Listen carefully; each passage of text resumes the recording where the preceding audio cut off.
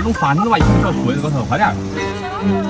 真是服了这傻婆娘了，一天就知道睡睡睡，饭也不做。然后我电泡开，说这样。没电了吗？干啥？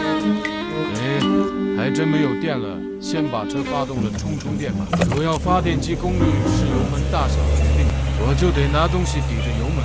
发动机2000转能有3000瓦的发电功率，很不错。结果电发好了，这傻婆娘反手就去冰箱掏零食出来吃。好吧，是。好吃。搞快还要挪车去洗衣服。下了1周雨，今天终于放晴。我骑摩托，婆娘开房车。这种短距离挪车一定要放手，让婆娘开车练练手。直接开到厕所门口接了水，痛痛快快洗个够。